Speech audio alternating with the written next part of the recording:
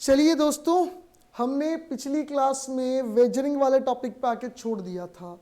Third unit हमारा चल रहा था। हम लॉ ने जिन जिनको डिक्लेयर किया वॉइड एक्सप्रेसली, जिनको वॉइड बोला, उनकी बात कर रहे थे, जिसमें हम वेजरिंग वाले पॉइंट पे आ गए थे। हमने कहा था वेजरिंग एक तरीके से गैम्बलिंग है, it is game of chance.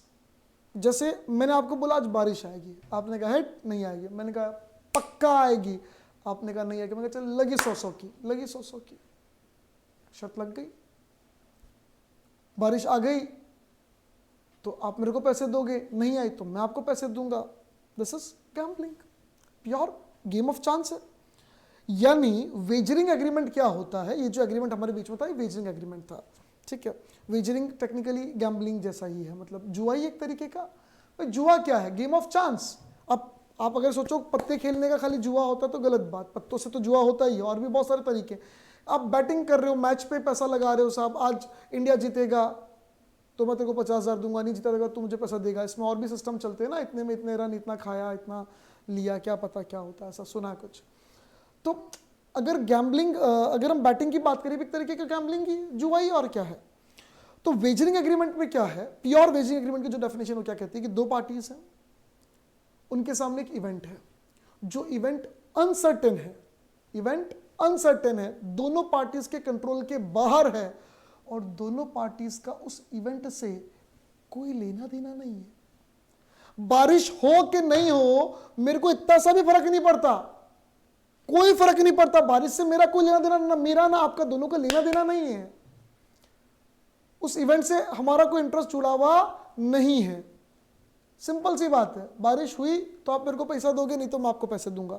यानी वेजरिंग क्या है? वेजरिंग एग्रीमेंट है, उसमें एक इवेंट है, इवेंट अनसर्टेन है, पार्टीज के कंट्रोल के बाहर है, और पार्टीज का उसमें कोई इंटरेस्ट भी नहीं है। उस इवेंट के हैपनिंग और नॉट हैपनिंग पर, उस इवेंट के हैपनिंग और नॉट हैपनिंग पर मनी या मनी वर्थ के एक्सचेंज की बात की जा रही है। This is wagering agreement. ये कह रहा है wagering agreement is void. Void वाली बात पे मैं बाद में आऊंगा थोड़ी देर बाद, ये इलीगल है वैसे तो, लेकिन मैं आऊंगा, रुको थोड़ी देर में। It is an agreement involving payment of a sum of money upon the determination of an uncertain event. ये एक ऐसा एग्रीमेंट है जिसमें इन्वॉल्व करता है payment of some of money, money और मनी वर्थ। पैसा जरूरी नहीं, मैंने बोला मैं 10 ग्राम गोल्ड दूंगा, मुझे 10 ग्राम गोल्ड दोगे, ये भी हो सकता है। मनी और money worth upon the determination of N uncertain event, कि एक अनसर्टेन इवेंट होगा कि नहीं होगा, उस बेसिस पर हम एक दूसरे को पैसा लेने देने का बात कर रहे हैं। क्लियर है? The essence of a wager is that each side should stand to win और लूज। दोनों के पास चांस है जीतने और हारने का, depending on the way an uncertain events take place, depending on the way that uncertain event will take place. और एक इवेंट जो हो वो ऐसा होना चाहिए in which neither of the parties has legitimate interest, दोनों में से किसी पार्टी का कोई लीगल इंटरेस्ट नहीं है। मैंने बोला कि मैं 15 दिन में लॉ का सारा सिलेबस कंप्लीट कर दूंगा, करूंगा नहीं, कॉन्ट्रैक्ट एक्ट आराम से पढ़ेंगे, हम स्पीड भले ही कम रखें, क्वालिटी हमेशा हाई रखेंगे, और ऑप्टिमम स्पीड के साथ, कम तो नहीं पर ऑप्टिमम स्पीड के साथ काम करें कि भैया एग्जाम तक हमारा कोर्स भी पूरा हो जाए और घास भी ना कटे। प्रैक्टिकली वही थॉट पे हम रहेंगे, हमेशा उसी के साथ चलेंगे। आप समझना, मैंने आपको वापस एग्जाम्पल पे आते, मैंने आपको बोला कि 15 दिन में सिलेबस कंप्लीट करवा दूंगा, आपने कहा नहीं करवा सकते हो। मैंने कहा 15 दिन में सिलेबस कंप्लीट करवा दूंगा। अगर आप इसमें आप बोलते हो कि आपने 15 दिन में सिलेबस पूरा करा दिया सर, तो हम आपको 2,000 रुपये देंगे। इसमें दोनों पार्टीज का इंटरेस्ट जुड़ा हुआ है। अगर मैं सिलेबस जल्दी कराता हूं तो मैं फ्री हो जाऊंगा, और आपका सिलेबस जल्दी होता है तो फिर आप सेल्फ स्टडी पे फोकस कर पाओगे। तो इसको हम प्योरली वेजर नहीं बोल सकते, वेजरिंग एग्रीमेंट नहीं बोल सकते। देखो एसेंस क्या है, ये एग्जाम्पल वही, if it rains today, essential elements क्या, there must be promise to pay money और मनी वर्थ। ऊपर मनी बोला तो मैंने कहा था ना मनी मनी वर्थ दोनों आएगा, तो नीचे क्लियर कर दिया भैया मनी और मनी वर्थ दोनों के पेमेंट की बात हो रही है। Promise must be conditional on an event happening और नॉट हैपनिंग। प्रॉमिस कंडीशनल होना चाहिए कि इवेंट होगा तो या नहीं होगा तो। There must be uncertainty of event, मैंने कहा था इवेंट क्या होना चाहिए, अनसर्टेन होना चाहिए। देयर मस्ट बी 2 पार्टीज, कम से कम 2 पार्टीज, और दोनों ही पार्टी विन और लूज की कंडीशन में, दोनों में से किसी का भी फायदा हो सकता है, किसी का भी नुकसान हो सकता है, दोनों ही पार्टी विन और लॉस की कंडीशन में हो। There must be common intention to bet at the time of making such agreement. दोनों का कॉमन इंटेंशन है शर्त लगाना, बैट करना, शर्त है एक तरीके से कि भैया ये होगा नहीं होगा, लगी 50-50 की technically. And party should have no interest in the event except for stake, यानी जो पैसा दाव पे लगा है उसके अलावा और कोई इंटरेस्ट पार्टीज का उस इवेंट में नहीं है। देखो जहां तक वेजरिंग क्या बात है, इसमें लॉटरी जैसे वेजरिंग है एक तरीके से, इसका नेचर वेजरिंग होता है लॉटरी का भी। लॉटरी में क्या है, हम सब मिलके पैसे देंगे और किसी की लॉटरी लगेगी, या टेक्निकली मैं ऐसे बोलूं कि मैंने आपसे एक लॉटरी का टिकट खरीदा, तो आपने ये कहा कि भैया टिकट ले जाओ, अगर नंबर आया तो आपको बहुत पैसे मिलेंगे, नहीं तो नहीं मिलेंगे, गेम ऑफ चांस, नंबर आएगा नहीं आएगा क्या पता, गेम ऑफ चांस है, गेम ऑफ लक है। लॉटरी वेजरिंग ये जो जैसे हॉर्स रेस है, अब हॉर्स रेस की अगर मैं बात करूं तो हॉर्स रेस के अंदर 10 घोड़े दौड़ रहे हैं, मैंने बोला अब तीसरा घोड़ा दौड़ेगा, 100 रुपए लगा दिए उस पर, अब तीसरा जीतेगा तो मुझे 100 के 500 मिल जाएंगे, और हार गया तो मेरे 100 गए, समझ रहे हो। तो ये गेम ऑफ चांस है टेक्निकली अगर हम सोचें तो ये सब क्या हो सकते हैं, वेजरिंग एग्रीमेंट, ये सब क्या हो सकते हैं, वेजरिंग नेचर के एग्रीमेंट। वॉइड वाली जो बात है उसमें मैं आपको क्लियर कर दूं, भारत में वेजरिंग को लेकर, लॉटरी को लेकर स्टेट वाइज लॉ होता है, स्टेट वाइज लॉ होता है। बेसिकली आपका जो कॉन्ट्रैक्ट एक्ट है वो तो कह रहा है भैया ये इलीगल है, क्या है, इलीगल है, लेकिन लॉ स्टेट वाइज चलेगा, कोई स्टेट उसको चाहे तो एक्सेप्ट कर सकता है कि साहब हाँ साहब हाँ हाँ हम हमारे स्टेट में ये चीज चल सकती है, तो अगर चल सकती है तो that will not be illegal, then फिर वो वैलिड या वॉइड हो जाएगा सिचुएशंस पे। इसमें बहुत बहुत कॉम्प्लिकेशन है, लॉटरी के लिए अलग है, हॉर्स रेस के लिए अलग है। हॉर्स रेस के लिए कई स्टेट्स ने हाँ कर रखा है, टर्फ नाम से एक हमारा एसोसिएशन है, क्लब है टर्फ का, वो बेसिकली हॉर्स रेस का काम चलाता है। 9 अलग अलग जगह पर हॉर्स रेस के रेस कोर्स बने हुए हैं और वो वैलिड है, वहाँ पे पैसा आप लगा सकते हो, वो गलत नहीं है साहब, स्वीकार्य है। लॉटरी में सिक्किम गवर्नमेंट लॉटरी चलाती है, सिक्किम गवर्नमेंट खुद लॉटरी चलाती है, सिक्किम गवर्नमेंट ऑथोराइज देती है लॉटरी चलाने के लिए। गोवा के अंदर कैसीनो हो सकते हैं। अब कुछ लोगों के माइंड में एक मिसकंसेप्शन भरा हुआ है, सर गोवा में तो कैसीनो नहीं होते हैं, वो है ना गोवा समुद्र के किनारे है तो आगे समुद्र में कैसीनो होते हैं, सर वो कानून है ना भारत की जमीन पे नहीं हो सकते, समुद्र में खोल लिए। ऐसी मूर्खता वाली बात कभी कोई कहे ना, उसको 2 थप्पड़ मारना कान के नीचे, साले तेरे को समुद्र खाली गोवा में दिखा, बॉम्बे के पास में क्या झील है, समुद्र नहीं दिखता तेरे को बॉम्बे के पास में, चेन्नई के पास में नहीं है साला। नीचे का जो इंडिया है, ओवरऑल इंडिया की बात करो 30-40% इंडिया में ओशियन लगता है नीचे बॉर्डर पे, नीचे की तरफ तो पूरा ओशियन ही है, तो सभी पानी में खोल लेते नहीं साहब, गोवा स्टेट में वैलिड है, मतलब उन्होंने उसको रिकग्नाइजेशन दे रखी है कैसीनो को। मैंने कहा ना स्टेट लॉ है भारत में इसको लेकर। और इवन मैं आपको क्लियर कर दूं, गोवा के अंदर पानी में नहीं जमीन पर भी कैसीनो है, पानी में नहीं है जमीन, पानी में तो है ही है, जमीन पर भी कैसीनो है गोवा में, आप सर्च कर लेना गूगल पे। चलिए अब आप समझिए इसकी वैलिडिटी को लेकर एग्जाम में हम लिखेंगे वॉइड है, क्योंकि स्टेट वाइज हमको क्वेश्चन नहीं पूछा जाएगा, हमको नहीं पूछा जाएगा गुजरात में क्या, हमको नहीं पूछा जाएगा महाराष्ट्र में क्या, बेसिकली जो हाँ यहाँ कुछ इन्फॉर्मेशन दे रखी है वो हम यहाँ से देख लेंगे, बाकी तो स्टेट वाइज हमको नहीं देखना है। हमको यही देखना, देखो स्टेट वाइज को स्टेट लॉ चेंज भी करते हैं, हमको कॉन्ट्रैक्ट एक्ट की बात समझनी, उसने बोला वाइड है, टेक्निकली इलीगल है क्योंकि आप यहाँ पर जुआ खेल रहे हो, तो ये क्या है, इलीगल है, जेल में डाल के धोएंगे। सेम बात इसने लॉटरी के लिए बोली, इसने कहा lottery is a game of chance and not of skill और नॉलेज, ये गेम ऑफ चांस है, स्किल और नॉलेज नहीं है। हाँ स्किल और नॉलेज जहां आ जाएगा वो फिर वेजरिंग नहीं है। केबीसी में क्या है, skill and knowledge, it is not wagering. चलो मैंने न्यूज़पेपर में एक पजल डाली और मैंने कहा कि ये पजल का रिप्लाई भेजो, जिसका पजल हमारे आंसर से मैच हो गया, जिसका पजल का आंसर हमारे आंसर से, मल्टीपल आंसर्स हो सकते हैं उसके, लेकिन हमारे आंसर से मैच हो गया, उसको हम इनाम देंगे, जितने भी आएंगे उनमें से किसी एक को देंगे। अब 100 जने आएंगे, 100 में से एक को ही देंगे ना, तो अगेन गेम ऑफ चांस हो गया, लक वाली बात हो गई, आपका आंसर मैच हो नहीं और मैच होने के बाद भी आपका नाम निकले ना निकले, ये भी टेक्निकली वेजरिंग है। हाँ अगर कोई क्रॉसवर्ड पजल ये कि ये पजल है इसको सॉल्व करो, जो सॉल्व करेगा उसको पैसा, यूनिवर्सल आंसर है, जो यूनिवर्सल आंसर निकाल देगा उसको पैसा मिलेगा। कोई ऐसा नहीं कि भैया जिनको निकलेगा उनको सबको देखेंगे, उनमें से किसी एक का नंबर आएगा, लक्की ड्रॉ निकलेगा, नहीं भैया कोई लक्की ड्रॉ नहीं है, पजल सॉल्व होने के बाद डायरेक्ट पैसा, तो ये वैलिड है, ये स्किल है। रेसिंग होगी, जो जीतेगा उसको इनाम मिलेगा। तो ये स्किल की बात है, ये सिर्फ चांस वाली बात नहीं है, वेजरिंग नहीं है। चल अपन दोनों भागते हैं, वहाँ पहले कौन पहुँचेगा, मैं पहले पहुँचा, तू मुझे 500 देगा, तू पहुँचेगा, मैं तुझे 500 दूंगा, ये वैलिड है साहब, कोई दिक्कत नहीं है। A lottery is a game of chance and not of skill or knowledge where the prime motive of participant is gambling. Prime motive जो participants उनका क्या है, gambling, कि भाई हम जुआई तो खेल रहे हैं, टेक्निकली हम क्या कर रहे हैं, जुआई तो खेल रहे हैं, ठीक है साहब। The transaction amounts to a wager, ये transaction एक तरह से wagering हो गया। Even if the lottery is sanctioned by the government of India, यानी कुछ लॉटरीज को गवर्नमेंट ऑफ इंडिया सैंक्शन कर सकता है, गवर्नमेंट ऑफ इंडिया अप्रूवल दे सकता है लॉटरी चलाने का, उस ट्रांजैक्शन को हम वेजरिंग नेचर का ही मानेंगे, लेकिन वो इलीगल की जगह सिर्फ वॉइड हो जाएगा, वो इलीगल की जगह सिर्फ क्या हो जाएगा, वॉइड हो जाएगा। यानी लॉटरी बेचने पर जेल में नहीं डालेंगे, आप चला सकते हो। The only effect of such sanction is that the person responsible for running the lottery will not be punished under the Indian penal code, उसको जेल में डालेंगे। आप चला सकते हो, पारदर्शिता के साथ वो काम करना पड़ेगा, but that agreement will remain wide, आप उसको लेकर कोर्ट में नहीं जा सकते हो, मैंने टिकट खरीदी मुझे पैसे नहीं दे रहा, आप कोर्ट में नहीं जा सकते हो।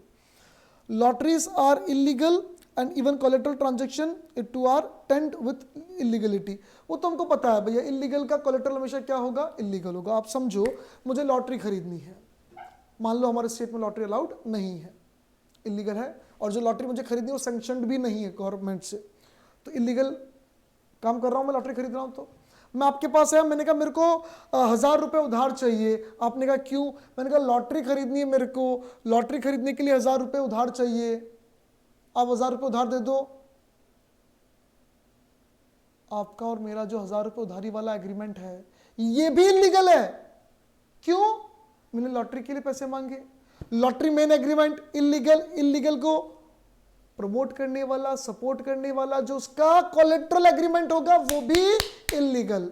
सर अगर आपने बताया नहीं होता हमको कि आपको लॉटरी खरीदनी है, मैं आता, मैंने कहा मुझे 1000 रुपये उधार चाहिए, आपने कहा क्यों, मैंने कहा चाहिए ना यार, तो तू उधार पे भाई स्टाम्प पे लिखा ले, कागज पे लिखा ले, तू बोल क्या करना, 1000 दे दे, मैं स्पेसिफिक टेन्योर के बाद जो तेरा रीजनेबल अमाउंट बनता है वापस दे दूंगा।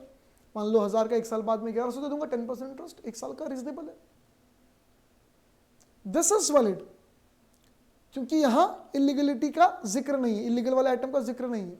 लेकिन अगर मैं बोलूं कि लॉटरी के लिए 1000 खरीदने, 1000 रुपये चाहिए, हाँ मैं आपसे 1000 रुपये लेके लॉटरी खरीद लूं, उसके बाद आपको तो मैंने बताया नहीं लॉटरी का, आपसे तो पैसे लिए फिर लॉटरी खरीद लूं, तो दिस इज वैलिड, हम लोन लेने वाला वैलिड है, क्योंकि मैंने आपसे पैसा उधार लॉटरी के नाम पे नहीं लिया था। लेकिन अगर लॉटरी के लिए उधार लूं, लॉ कहता है भैया कोलेट्रल है, गलत। Crossword puzzles and competitions, crossword puzzles in which price depends upon the correspondence of the competitor solution with the previously prepared solution, जो previously prepared उससे जो मैच हो जाएगा उसको दे देंगे, kept with the editor of a newspaper, newspaper का editor के पास जो पड़ा उससे जो मैच हो जाएगा उसको दे देंगे, उसमें भी हम निकाल लेंगे लकी ड्रॉ। तो एक तरह का लॉटरी के आपका मैच होगा कि नहीं होगा, और ये वेजरिंग ट्रांजेक्शन है, ठीक है। लेकिन मैंने बोला स्किल पे है तो वैलिड हो जाएगा। जैसे इसने वापस बोला crossword puzzles, picture competition, athletic competition where prizes are awarded on the basis of skill and intelligence are game of skill and hence competitions are valid. लेकिन लॉ ने बोला कि इसमें 1000 रुपये से ऊपर का प्राइज मनी नहीं होना चाहिए। कंपटीशन एक्ट 1955 कहता है कि ये स्किल है, ये वेजर नहीं है, लेकिन यहाँ प्राइज मनी 1000 रुपये से ऊपर नहीं होना चाहिए। आपको तो सम्मान देना है ना जो जीता उसको, तो 1000 रुपये तक का इनाम दे दो। सर हमको लाख रुपए का इनाम देना, 50 करोड़ का देना है, तो आप इसका मतलब आप जुआ खेल रहे हो, अब आप इनाम नहीं दे रहे हो, ये सम्मान नहीं, ये जुआ है। सम्मान एक लिमिट का रखो, ठीक है। वापस सर केबीसी 1000 रुपये से ऊपर है तो केबीसी अप्रूवल लेके चलता है ना, 1000 रुपये से ऊपर वाले में अप्रूवल लेना पड़ता है, ठीक है। वो कॉम्पिटिशन एक्ट में लिखा हुआ उतना डिटेल हमारे यहाँ पे फिलहाल नहीं है, तो वहाँ पे मैंने बोला ना, यहाँ जो आपको यहाँ एक एक पॉइंट में चीज़ समझा रखी है ना, इनका बहुत डिटेल है, एक एक पॉइंट में जो आपको समझा रखा है। स्टेट वाइज प्रोविजंस अलग है, गवर्नमेंट के अप्रूवल पे सारी चीज़ें, अप्रूवल पे सारी चीज़ें चेंज होती है, सारी चीज़ें अलग है। अगर प्राइज मनी कहीं ज़्यादा है तो गवर्नमेंट की अप्रूवल ली जाएगी, चलेगा। जैसे आप ऐसे क्रिकेट मैच में भी प्राइज मनी ज़्यादा होता है, उसको भी आप इलीगल थोड़ी बोलोगे, नहीं वो इलीगल नहीं है, उन सब में फिर अप्रूवल्स रहती है, उन सब की मतलब 1000 रुपये वाला एक जनरल है, इसके एक्सेप्शंस काफ़ी सारे दिए हुए हैं प्राइज कंपटीशन एक्ट के अंदर 1955 वाले में। ये रहा प्राइज कंपटीशन एक्ट 1955 वाला, उसमें काफ़ी सारी एक्सेप्शंस दिए हुए, तो ये सब उसके एक्सेप्शंस में आ जाते हैं और ये सारे स्किल पर डिपेंड करते हैं तो वैलिड हो जाएंगे। स्पेकुलेटिव ट्रांजेक्शंस मैं आपके पास आया, मैंने कहा ऐसा है लाला, गेहूं का प्राइस बहुत बढ़ने वाला है, 2 महीने बाद ये गेहूं तो देखना 25 रुपए से ऊपर जाएगा, 25 रुपया पर केजी से ऊपर जाएगा। आपने कहा क्या बात करते हो भाई साहब, मुझे लगता है कम होगा, ये 20 से नीचे जाएगा। मैंने कहा अरे नहीं पागल है क्या, मोर देन 25 वीट का प्राइस पर केजी 25 से ऊपर। आपने कहा 20। मैंने कहा एक काम कर, 23 का कट ऑफ ले ले, ठीक है, 1000 किलो की लग गई अपनी शर्त, लग गई मतलब शर्त, 1000 किलो की शर्त का मतलब 23 के कट ऑफ का मतलब क्या हुआ कि अगर 23 से प्राइस ऊपर रहा, 23 से प्राइस ऊपर रहा, 24 रहा, तो आप मेरे को 1000 रुपए दोगे। 1 रुपया पर किलो के हिसाब से 1000 किलो से मल्टीप्लाई होगा। और अगर प्राइस 25 आ गए तो आप मुझे 2000 रुपए दोगे, और अगर प्राइस 23 हो गई तो हम दोनों एक दूसरे को कुछ भी ना लेंगे ना देंगे। लेकिन अगर 22 हुई तो मैं आपको 1000 दूंगा, 20 होगी मैं आपको 3000 दूंगा, 30 होगी आप मुझे 7000 दोगे। ये है स्पेकुलेटिव ट्रांजैक्शन। क्लियर करना यहां पर, स्पेकुलेटिव ट्रांजैक्शन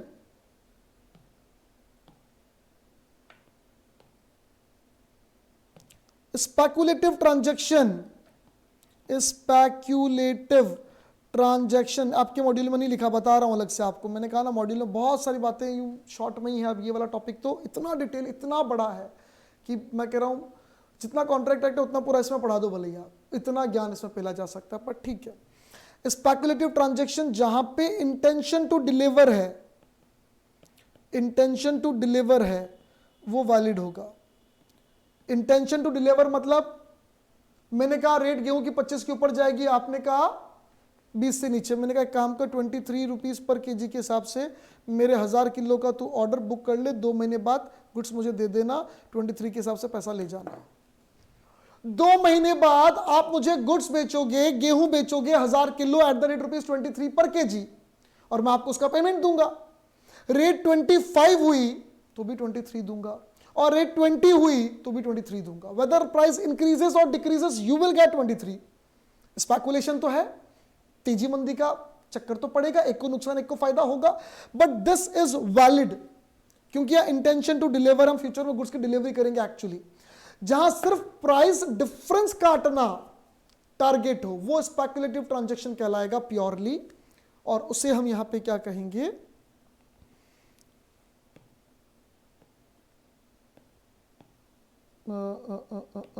यस, और उसे हम यहां क्या कहेंगे भैया, वो एक इलीगल है, वॉइड है। गैम्बलिंग का मतलब एक तरीके से। अब यहां पे भी वापस अगर गवर्नमेंट उस चीज को सपोर्ट कर देती है, शेयर मार्केट है, शेयर मार्केट में एक एफ&ओ वाला सिस्टम चलता है, लॉट वाला सिस्टम चलता है, कॉल पुट का सिस्टम चलता है। आप बड़े होगे कभी पढ़ोगे तो समझ में आएगा, सी एंटर में आओगे, एफएम में कुछ पढ़ोगे, कुछ फाइनल में पढ़ लोगे आप।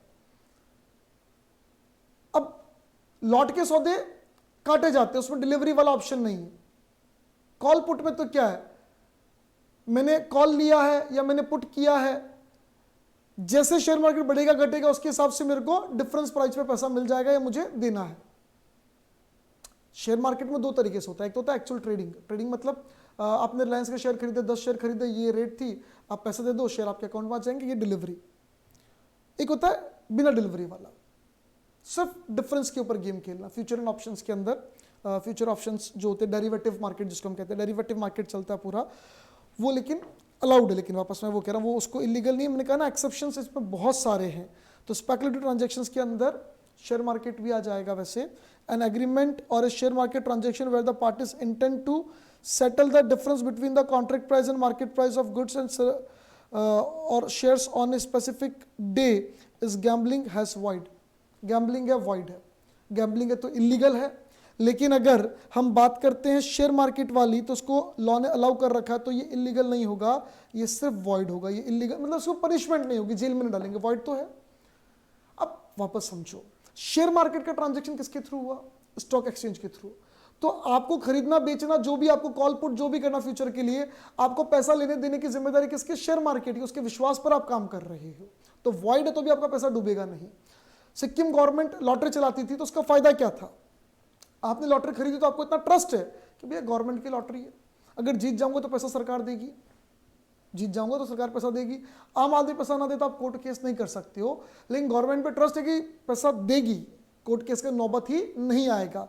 तो जैसे मैंने बोला गवर्नमेंट लॉटरी को या शेयर मार्केट वाले को इसको अप्रूव करती है और ये वॉइड हो जाता है इलीगल की जगह, तो यहाँ पर इतना सा आ जाता है कि कोर्ट केस तो आप नहीं कर पाओगे पर जेल में नहीं डालेंगे। अगर सामने वाले पे आपको ट्रस्ट है कि हाँ पैसा इस इंस्टीट्यूशन से तो आ जाएगा, तो आप वहाँ ट्रांजेक्शन कर सकते हो।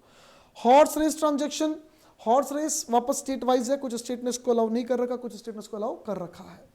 लॉ में क्या लिखा है, 500 रुपए से ऊपर का अगर प्राइज मनी है, जो कप दिया जा रहा है, जो प्लेट दी जा रही है, तो ना कई बार यूं गोल प्लेट देते थे पुराने जमाने में, आजकल तो कप देने लगे, पहले प्लेट का सिस्टम बहुत होता, गोल्ड की सिल्वर की भी प्लेट हुआ करती थी, ऐसे प्लेट बनी हुई खाने वाली प्लेट होती है, उस टाइप से प्लेट देते थे, कप देते थे, या कैश प्राइस दे रहे हो 500 से ऊपर। लॉ ये कह रहा है कि हॉर्स रेस ऑर्गेनाइज तरीके से होना चाहिए, जो टर्फ क्लब है वही करवाएगा हॉर्स रेस, वहां प्रॉपर बुकी बैठा रहेगा। आप पर्सनल सेटलमेंट नहीं कर सकते हो हॉर्स रेस में। मैं आपसे बोलूं हॉर्स रेस का ट्रांजैक्शन कर लें साहब, लॉ कहता नहीं, आपको बिल्कुल मैनर से करना पड़ेगा। वो यहाँ इतना डिटेल लिखा हुआ नहीं, पर ठीक है बिल्कुल मैनर से करना पड़ेगा कि हॉर्स रेस जहाँ हो रहा है बुकी है, आपको बुकी के थ्रू ही ट्रांजेक्शन में एंटर होना पड़ेगा। अब वहाँ उसका टैक्स कटेगा, आप पर्सनल करोगे तो टैक्स कहाँ दे रहे हो। सरकार ने हॉर्स रेस को हाँ ही क्यों ऊपर रखा, टैक्स मिलेगा। गोवा सरकार ने कैसीनो को हाँ क्यों कर रखा, टैक्स मिलेगा। कई 100 करोड़ का टैक्स सरकार को कैसीनो के कारण एक्स्ट्रा मिल जाता है, ठीक है ना। हाँ इसलिए कर रखा सरकार ने, सरकार क्यों हाँ करेगी, टैक्स के लिए। तो हॉर्स रेस का पर्सनल ट्रांजैक्शन कर रहे हो उसके लिए हाँ नहीं करिए सरकार ने हाँ करिए बुकी के थ्रू करोगे, रजिस्टर्ड बुकी, वो टैक्स काटेगा, सरकार को टैक्स जमा कराएगा, वहां पे आप कर सकते हो। लेकिन ये गरीब आदमी वहां जाके पैसे लगाने लग जाएगा तो उसकी दाल रोटी के फोड़े पड़ जाएंगे। तो थोड़ा पैसे वाला आदमी लगा है सर, 500 रुपए में कौन सा पैसे वाला आदमी। अरे भाई लॉ अभी थोड़ी बना, लॉ कब बना, 1872, 500 रुपया बहुत बड़ी बात थी।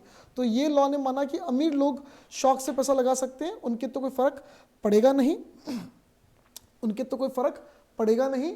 और at the same time government को अच्छा खासा टैक्स रेवेन्यू भी मिल जाएगा। पर गरीब आदमी ना लगाए इसमें, वो बेचारा बर्बाद हो जाएगा, दाल रोटी के फोड़े पड़ जाएंगे, कहीं जोश में ज़्यादा पैसा लगा देगा तो। ठीक है, यहाँ एक छोटा सा मिसप्रिंट है, इंस्टेड ऑफ 2,00,200 होना चाहिए था, 5,00,500 होना चाहिए था। यहाँ पे छोटा सा एक मिसप्रिंट आप देख लेना। उसके बाद transactions resembling with the wagering transaction but are not void, वो ट्रांजेक्शन जो दिखते वेजरिंग जैसे लेकिन वॉइड नहीं, जैसे chit fund. Chit fund does not come with the scope of wager. In case of chit fund, a certain number of persons decide to contribute fixed sum for a specified period, and at the end of a month, the amount so contributed is paid to the lucky winner of the lucky draw. Chit fund में होता क्या मैं आपको बता दूं, 12 जनों ने मिलकर अपनी एक कमेटी बनाई, ठीक है, और हम सब ने 1,000 रुपए इकट्ठे किए। हम में से किसी एक को 1,000 रुपए मिल जाएंगे, 12,000 रुपए मिल जाएंगे, और उसका इंटरेस्ट जो होगा वो बहुत नॉमिनल होगा, और वो हम सब में बाद में डिस्ट्रीब्यूट होगा फ्यूचर में, इंटरेस्ट कट के सिस्टम चलेगा। अगले महीने किसी और को मिल रहे हैं, उसके अगले महीने किसी और को मिल रहे हैं, उसके अगले महीने 12,000 किसी और को मिल रहे हैं। यूज़ करने के लिए पैसा अलग अलग व्यक्तियों को मिल रहा है।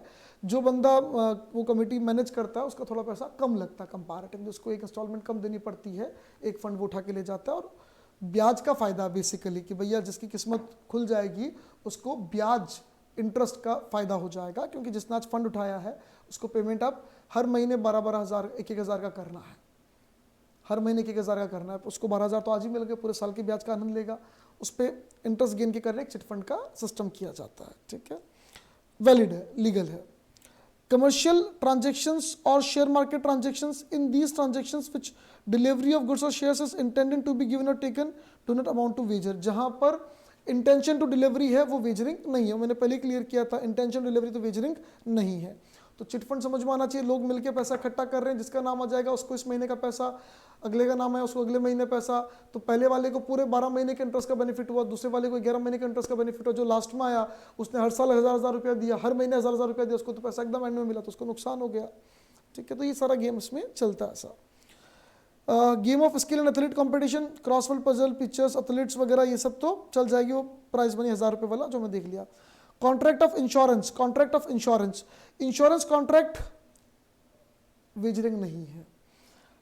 देखो इंश्योरेंस कॉन्ट्रैक्ट क्या, मैंने अपनी दुकान का फायर इंश्योरेंस करवाया, अगर आग लग गई तो मुझे पैसा मिलेगा, आग लग गई तो मुझे इंश्योरेंस कंपनी पैसा देगी। तो अब आप ऐसा बोलते हैं सर आग लगना एक अनसर्टेन इवेंट है, आग लगना एक अनसर्टेन इवेंट है, और अगर आग लगी है तो अनसर्टेन इवेंट हो गया तो आपकी लॉटरी खुल गई, आपको पैसे मिल जाएंगे, आग नहीं लगी तो पैसे नहीं मिलेंगे। नहीं साहब, हमने कहा था वेजरिंग वो है जहाँ पे पार्टीज का लेजिटिमेट इंटरेस्ट नहीं है, वो मेरा स्टॉक है, वो मेरी दुकान है, वहाँ आग लगेगी तो मेरा नुकसान है, उसको सेफगार्ड करना ये मेरा पर्सनल इंटरेस्ट है, यानी यहाँ इंटरेस्ट का इन्वॉल्वमेंट है, इसीलिए इसको हम वेजरिंग नहीं बोलेंगे। जबकि टेक्निकली मैं बोलूँ तो ये कहलाता है इंश्योरेंस वाला कॉन्टिंजेंट कॉन्ट्रैक्ट। क्या कहलाता है? Contingent contract. हमारे सिलेबस में सिर्फ सेक्शन 75 तक ही है, उसके बाद वाले जो सेक्शंस आते हैं 124 के आगे वाले, उसमें एक इंडैमनिटी वाला कंसेप्ट आता है। इंडैमनिटी का मतलब होता है कि आपको अगर नुकसान हुआ तो हम देख लेंगे, तो ये टेक्निकली इंडैमनिटी का कॉन्ट्रैक्ट है एक इंश्योरेंस वाला, जिसको हम कॉन्टिंजेंट कॉन्ट्रैक्ट बोल सकते हैं। कॉन्टिंजेंट कॉन्ट्रैक्ट हमारे कॉन्ट्रैक्ट एक्ट की लास्ट यूनिट में आएगा, हम वहाँ बहुत डिटेल में डिस्कस करेंगे। मैं वेजरिंग और कंटिंजेंट का इंश्योरेंस का डिफरेंस अभी डिस्कस नहीं कर रहा हूँ, मैं जब कंटिंजेंट पढ़ाऊंगा तब डिस्कस करूंगा। कंटिंजेंट और वेजरिंग में एक डिफरेंस होगा सिर्फ, वो मैं बता देता हूँ अभी आपको, जो सबसे बेसिक डिफरेंस है। वेजरिंग के अंदर legitimate interest, legal interest parties का नहीं है, और कॉन्टिंजेंट में इंटरेस्ट है। वहाँ पे भी कोई अनसर्टन इवेंट होगा, वहाँ पे भी उसके हैपनिंग नॉन हैपनिंग पर पैसे लेने देने की बात होगी, कुछ होगा वहाँ पर, लेकिन वहाँ पार्टीज का इंटरेस्ट है और यहाँ इंटरेस्ट नहीं है। That is the basic difference. मैं इंश्योरेंस को डिटेल में नहीं पढ़ा रहा हूँ, वापस क्लियर कर रहा हूँ, कॉन्टिंजेंट पढ़ाऊंगा बहुत डिटेल में, उस समय आपको समझ में आ जाएगा कि इंश्योरेंस और वेजरिंग में क्या डिफरेंस था, क्योंकि जो इंश्योरेंस है वो टेक्निकली कॉन्टिंजेंट कॉन्ट्रैक्ट है। तो कॉन्टिंजेंट और वेजरिंग का डिफरेंस वहाँ जब पढ़ेंगे, पूरा चैप्टर उसी के ऊपर है, वैसे मैं बता दूँ आपको 6th वाला, तो उसमें दो ही बातें होगी, एक तो इसकी होगी और एक हम टेसिट कॉन्ट्रैक्ट, इम्प्लाइड कॉन्ट्रैक्ट के बारे में कुछ छोटा मोटा डिस्कशन करेंगे। ठीक है, तो वहाँ देख लेंगे। ये यूनिट हमारी खत्म हुई यहाँ पर। ठीक है, the end, bye bye, tata, see you, 3rd unit finished. Thank you, bye bye, Tata.